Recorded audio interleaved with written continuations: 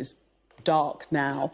They're not going to let them stay on the streets all night, are they? And I wouldn't have thought so. I think there'd be conversations. Each of these areas will have a bronze public order commander there, and there'll be conversations going. It's always difficult to... This group probably hasn't got an identified organiser, someone you can go to that's almost like in charge of everybody there. So the challenge there is almost like asking a number of people how long you're going to stay, how you're going to go, what time do you think you're all going to go. So when it's not as organised as other assembly microphone, you saw a lady that was actually talking all the way down. So if I was there, it would be one of those I'd be now speaking to say, how long do you think you want to stay here for? And would you like to start suggesting people leave? It's more difficult when you've got a crowd in the street where no one's speaking, where there's no microphones, and people just stand around chatting to each other. So it comes down to then engaging with the people and sort of seeing how long do you think you're going to remain here for? Because clearly there's no one else coming. So it's back down to communication with the people and then relaying that back to the command team. But at some point they will start moving through and saying, we think it's time you dispersed. OK, let's see if we can listen to what they're saying. People to do that safely, OK? The fascists are cowards. They pick on people when they think they're a minority. So we want people to make certain that they can go in groups, they can go safely. Do not give them their TikToks. Do not give them their chance to show that they're attacking people. Make certain you are looking after people around you. Well done, everyone, for turning out. Free, free! Free, free! Free, free! Free, free! From the river to the sea! So just heard a little bit of what they're saying there. I think I just make out him saying, do not give them their TikToks. That's a reference to social media or their chance to, post videos of them attacking people and asking people to stay safe. Graham, it must be a nightmare to police this because as we were just discussing, there isn't a leader. So there isn't one person that you can talk to about how long this is going to go on for, what their plan is, when it will come to an end. No, they're all very spontaneous. There's no organiser. There's no... In this one, in East London, it's in Walthamstow, I believe. Yeah. There's no one else like... The group are just almost like standing around, hanging around. So at some point in the ops room in London, Silver Commander will be speaking to the bronze on scene. How's things going? Have you started asking them how long they're going to stay there for? So those communications we relay back and forth. But who do they ask? The people there. They just literally walk through the crowd and say, well, how long do you think you're going to stay here for? And then you ask just numerous people. The supervisors from the police series we are speaking to people. It's very difficult when you haven't got like an organised event, and I use the term loosely, but almost like an organised event. At some point, it seems in Birmingham, they've stopped the speeches. So the people just stand around chatting, but it's up to the police there to start moving through the crowd and almost like gently suggesting, might be time for you to go now. And then you also like try and encourage people, it's time to leave. You've had your evening, you've shown your presence on the street, you've expressed your views. There's no one here now that you can protest against. These planned protests that we thought that were coming out don't seem to have materialised as yet. So it might be time to start leaving. But clearly people are genuinely concerned that these events were going to take place and they come out on the street to prevent them. But for policing, it's difficult to know when it ends now, when the conclusion is, how long they're going to stay for. People would generally start to dissipate and move away and disperse.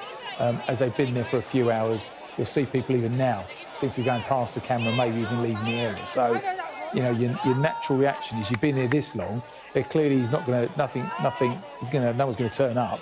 So we'll see people generally start to drift away. Once they start to drift away, you communicate that to the ops room, and then maybe the command team will say, maybe we should start going and encouraging others to go with them. People already leaving, maybe you should leave as well. But it's a difficult balance that you don't want to enforce a dispersal when they're doing it willingly and voluntarily. It's much easier to have people disperse of their own free will than start issuing dispersal orders or ordering people to leave, because then that's when the confrontation starts. Okay. And at the moment, it's been very peaceful. Yes, thank goodness. Let's move to Birmingham. Paul Kelso's standing by for us there, and exactly what we're talking about, that people perhaps starting to disperse. Is that the situation where you are? People are now going home?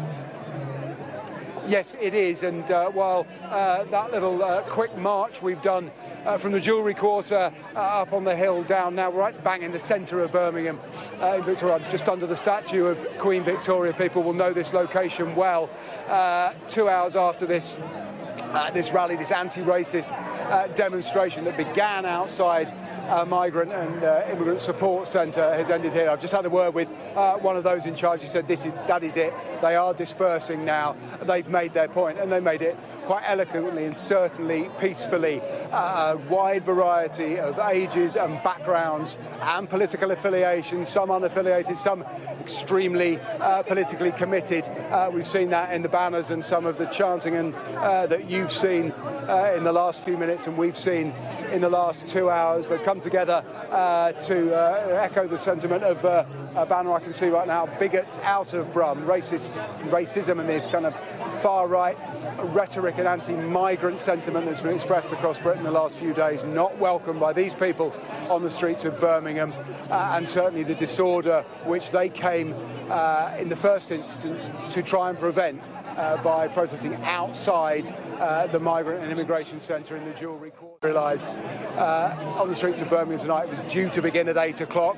This group of anti-racist protesters were there a good hour beforehand. About 500, I don't think, would be an excessive estimate, certainly less than that now as people have headed away, but at its peak, they moved down, I think spontaneously. They held up a little bit of traffic, a little bit of delay, but the police seemed to react quite well, holding back cars. There were no incidents on the walk here. They've come, made a couple of quick speeches and shouting here, right in the middle of Birmingham. Weren't many people around to disrupt. And now they head home. There was disruption to the Jewellery Quarter, businesses in that area. They were very uncertain about what this evening would bring, and if the far-right protest did turn up along with this counter-demonstration, many were worried that it just wasn't worth opening. I spoke to a restaurateur who's lost today's trade. He simply wasn't worth it. They boarded up their windows, as did the big chains that are represented up there. There's a Tesco's, the offices of the Migrant and Refugee Centre actually above a branch of Tesco's, which, from what we saw over the weekend, certainly could have had potential had this evening followed the course of some of those really troubling episodes of disorder at the weekend. So people have seen disruption in the Jewellery Quarter. They've had a great deal of uncertainty and apprehension about what tonight would bring.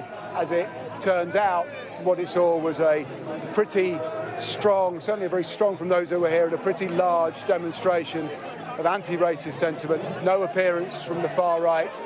A strong police presence. Clearly it's taken police resource to oversee this, but they haven't been called into action. They were ready to go. There were lots in ready for disorder if it came. Happily, certainly from what we've seen so far, it hasn't. Now this group is dispersing.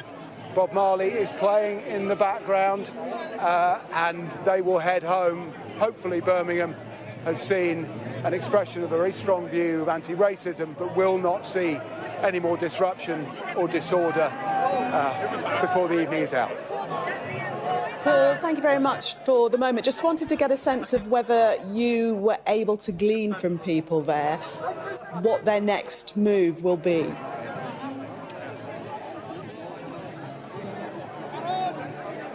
Oh, I think we've lost Paul. We've lost the sound to Paul there. Well, let's just take you across the country, North East London, the aerial shot. We can't actually see very much in this shot, but we're going to cross now to Dan Whitehead, who's in Bristol for us. How's it looking there, Dan?